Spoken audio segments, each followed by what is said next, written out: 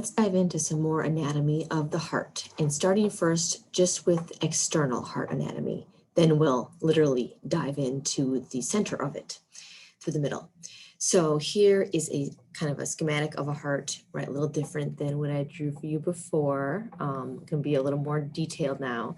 So first we've got 4 chambers, right? These 4 chambers are the atria and ventricles, 2 of each. Ventricles are larger than atria and are down on the bottom. So here's going to be our right ventricle RV, our left ventricle. The heart itself is kind of twisted, so the left ventricle is actually larger, but it doesn't look like it in this image, just because of how the heart looks from, right, this is the anterior view. That's what we're going to start with here. We've got our right atria. This is covered with an auricle. That's actually not one of your terms, but that's why it's all fatty right here. And then our left ventricle is kind of, left atrium is hidden behind these vessels here, our left atrium. So those are the 4 chambers. And then I also want to orient you to, I think I already mentioned this in the previous video. This is the bottom of the heart here, and this is called the apex. It's this kind of pointed part right here. The base is going to be on this side. It's kind of, I don't really want to draw right there. The base is over here. It's kind of, you can imagine a wider thing. This is the base. Normally bases are at the bottom of something, right? And apexes will be at the top. So it's the opposite of that. And it kind of has this crooked shape here, which you remember where that is in the thoracic cavity, kind of pushing on that left lung a little bit more than the right lung because of this oblong shape. That's an awful picture. So those are the 4 chambers, the apex and base. we're going to name all these vessels. I don't actually have them as part of your learning outcomes yet, but they will be. So let's just do the basic ones. The aorta, and your aortic arch is the arching part of your aorta. Just put that there, even though it is really all the aorta. You've got your pulmonary trunk, which is going to diverge into the pulmonary arteries that go to the lungs. Deoxygenated blood from the right ventricle. And of course, we'll come back to looking at all of the pathways here as well. Then we've got here and here. These are the vena cava. There's inferior and superior that bring oxygen from the entire body. So deoxygenated blood that's returning from the systemic circuit. Here you can see the last one I'll label now, the pulmonary veins coming from the lungs, now carrying oxygen going into the left atrium. We'll get a view of this cut in the middle where you can see everything a little better. The last thing I want to tell you about the external heart anatomy is some of the vessels that actually travel just within the heart. So this is called the coronary circuit. You might imagine the heart needs blood. It needs glucose, it needs oxygen, it needs to remove carbon dioxide. This coronary circuit actually gets first priority. It's just like on an airplane, how they tell you to put your own oxygen mask on before helping others. Your heart gives itself blood before it gives it to others. And that's probably a good thing, because if it can't have enough oxygen, it can't give any blood to anyone else. So the coronary circuit, you can see some of this on here. I'm not going to go into all the names that are in your book. You can see the red right here. This is our coronary arteries. And these have coronary veins that go alongside them. It's not shown in this picture.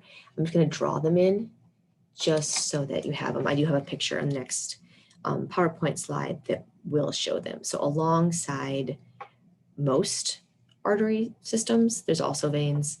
So that's what this is here. Then the last thing are the sulci. So there's two sulcuses. Remember, sulcus in the brain means a groove or a fissure. So one of them is actually going to be kind of along right here. There is, and these names are going to make sense. There is a, sorry, that's actually wrong. Name's still going to make sense, but it's not this one. Atrioventricular sulcus. Going to divide the atria from the ventricles. It's not shown in many pictures, but you can kind of imagine where that would be along here. When we look at this back side of the heart, it'll actually be more apparent, the posterior side. The other sulcus we have is right about here. This separates our left and right ventricles. So it's going to be called an interventricular sulcus in between the ventricles.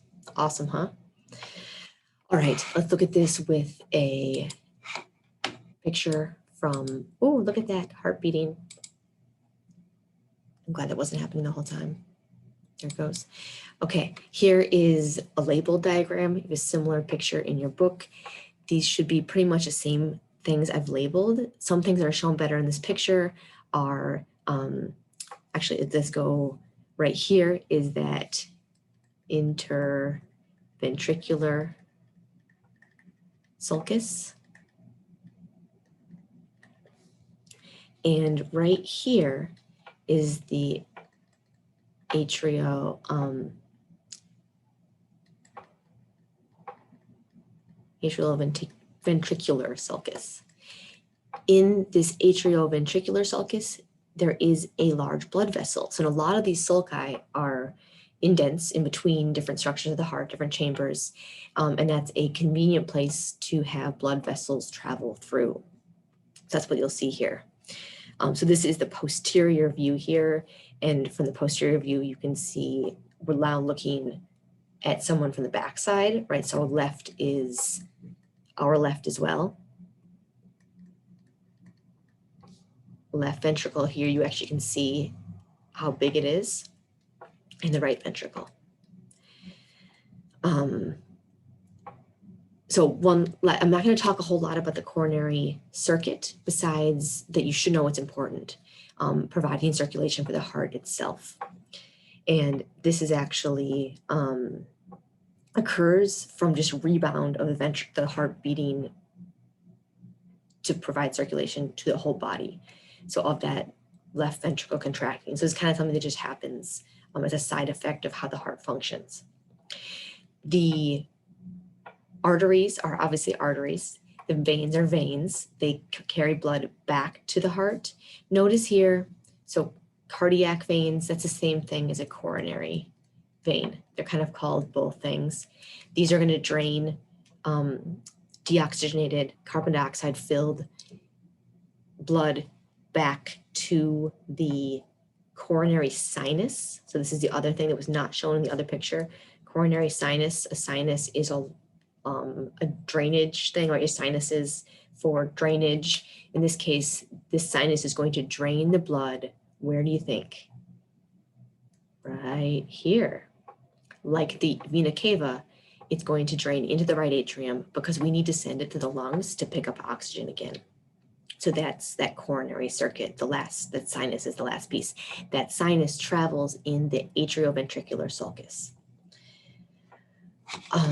So one thing I want to show you before I finish this video is one of the consequences, kind of why this matters, this coronary circuit, is heart attack. So what heart attack, actually angina, which is chest pain, this actually occurs when there's not enough oxygen going to the heart muscle itself.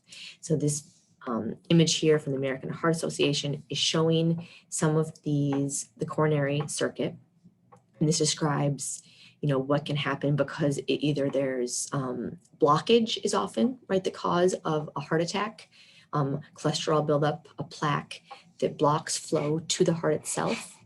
And then this is going to result in heart attack. here's a little image of that. So in this coronary artery, fatty deposits can build up just like this, related to diet, genetics. And then the blood supply to the heart is diminished, right?